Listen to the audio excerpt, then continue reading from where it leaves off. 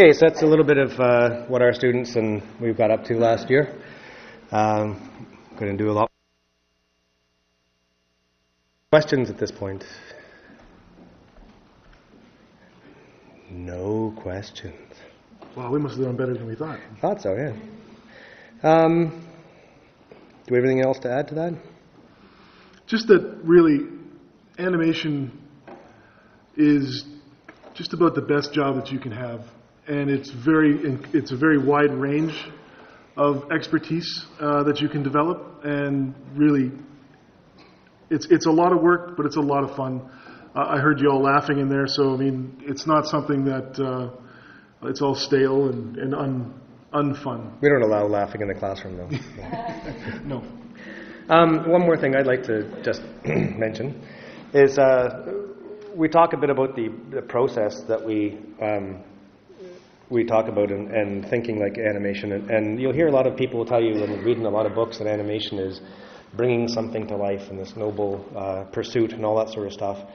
Our approach as professional animators and our approach as teachers is to really break that down. And if you break that down, you really find out that animation is about problem solving. And that's our attitude towards teaching animation. You have to solve a problem, be it the arc that this arm is going on. It becomes a timing problem. It can become an acting problem. It can be a technical problem on the digital traditional side if you're working on pans or characters, rigging, and that sort of stuff. The problem-solving abilities of the students, and that's why we teach that process, is you have to go into this with an artistic ability and a problem-solving ability to be truly successful in this business. And that's what we try and teach through our exercises as well. Yeah, we give you that foundation so that you can be successful doing that. Yes? What are you looking for a portfolio? Portfolio, we have a portfolio requirement. We take in about 60 to 70 students a year.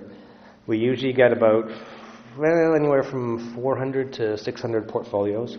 There's a standardized portfolio test. We ask for some life drawing. We ask for some perspective. And it doesn't necessarily mean that it has to be good, but what we're trying to see in the portfolio is that someone was trying different things, that it's more than just their first attempt, and that they've tried to learn from the process of doing the perspective. Or the drawing test or the life drawing. They may not be doing it well yet, but they're really trying to understand what it is there. Then once that part has been submitted, we give them a model sheet and we ask them to pose the model sheet into 3 poses so we can see how they handle a character at the moment. And then there's a room drawing test where they have to take a character sitting in a room and draw that exact moment in time from 2 distinct different angles. That gives us an idea of how they're thinking in 3 dimensions. So from all that information, we get a really good idea of the development of the person who's applying. And sometimes we suggest to them, if they haven't had a lot of drawing experience before, but they're showing signs of understanding, maybe not to the level where we think that they're going to be successful in the program yet, we'll direct them towards the General Arts and Sciences program.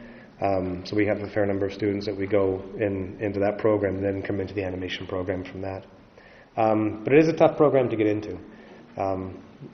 But we do lose, even on top of that, we lose about a dozen students before Christmas. And that's just because some people come in and think, well, they thought it was, the drawing is too repetitive, or they really thought they wanted to do more of an illustration type of thing. And it's just not for them. They might have the ability, but they want to do comic books or something like that. Now we've had students who have gone on and done comic books, who've stayed in for the whole 2 or 3 years or whatever.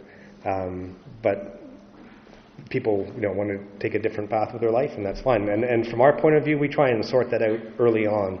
I think it's important for someone to discover that this isn't the program for them as soon as possible, so that they're not wasting their time and their money, and they can go off and do what they need to do. And that's why we tell people very up front, make sure that the program matches your expectations and is what you want to do. So. Sure. The 5th of November, there's the Algonquin Connection. Will your studios be open for visitors? Yes. Yes, they will. Yeah. What are the requirements on top of the portfolio for being accepted? Grade 12 English? I think it's grade 12 English or the equivalency, because we have a fair number of international students that come in as well. I think there's a $30 portfolio fee that has to accompany the portfolio, and I think that's it. I think that's it. Do you have a pre-animation course anymore? You said you have to work on another program.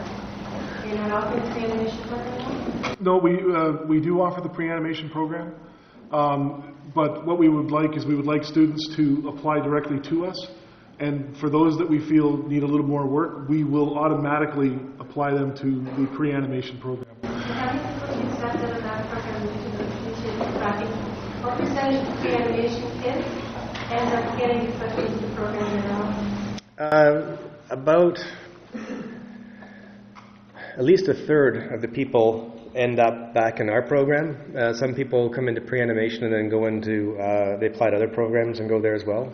But we generally get about a third. And from that, they take about 70 or so people in, I guess, at the beginning of the year. Or 90 people, I guess, at the beginning of the year. Yeah, we get about 25 to 30. Yeah, so and out of that, it's probably about half of the people or more than half of the people who have applied to our program we actually take from pre-animation. And the reason for that, too, is that pre-animation doesn't have any requirements for you to get in. So some people take pre-animation in the hopes that their drawing is going to be good enough to get into the program, only to find out that maybe they're not at the level that they need to be to get into the program, sort of thing. Any other questions? Okay, well, our booth is out front. Feel free to drop by and talk to us, and we'll be around all weekend as well at the end of March as well. Thank you very much.